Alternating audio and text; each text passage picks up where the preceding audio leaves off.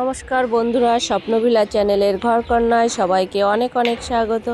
আমি আবার চলে এসেছি একটি নতুন রেসিপি নিয়ে, ইলিশ মাছ দিয়ে গাটি কচুর রেসিপি।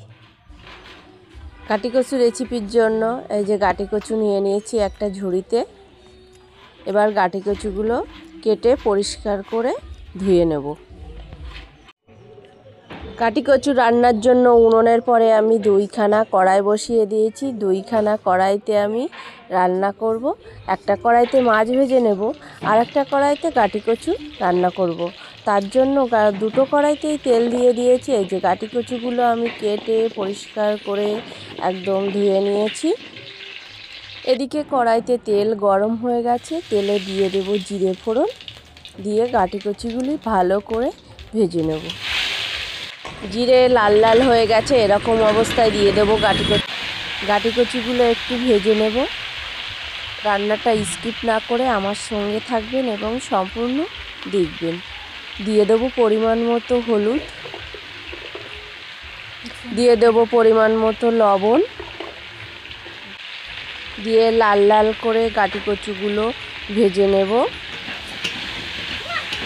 কিছুটা ভাজা হয়ে গেলে তারপরে দিয়ে দেব কাঁচা লঙ্কা চিরা। গাটি কচু ভাজতে ভাজতে এদিকের কড়াইতেও আমার তেল গরম হয়ে গেছে। এবার ইলিশ মাছগুলো লবণ হলুদ মাখিয়ে ভেজে নেব। আমরা কিন্তু এগুলোকে গাটি কচু বলি, আপনারা কে কী বলেন অবশ্যই কিন্তু কমেন্টে জানাতে ভুলবেন না। আর আমার রেসিপিটি ভালো লাগলে অবশ্যই শেয়ার করে দেবেন, আপনাদের সবার মাঝে আমার ছোট্ট চ্যানেলটিকে জায়গা করে নিতে। মাছগুলো ভাজতে ভাজতে গাটি কচুগুলো আর একটু ভেজে নেব। গাটি কচু ভাজা হয়ে গেছে, দিয়ে দিয়েছি জল। মাছও এক পিঠ ভাজা হয়ে গেছে, মাছগুলো এবার উল্টে দেব।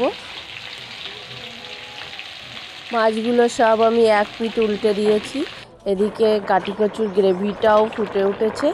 এবার মাছগুলো ভাজা হয়ে গেছে, মাছগুলো গাটি কচুর মধ্যে দিয়ে দেব। এতে কিন্তু মশলা আমি দিয়েছি জিরে বাটা আর আদা বাটা। গাটি কচুর তরকারি গরম গরম ভাতের জন্য একদম পরিবেশনের জন্য রেডি। আজকের ভিডিওটি এখানেই শেষ করছি। ভিডিওটি ভালো লাগলে লাইক কমেন্ট শেয়ার সাবস্ক্রাইব করবেন। ভালো থাকবেন, সুস্থ থাকবেন। ধন্যবাদ, টাটা।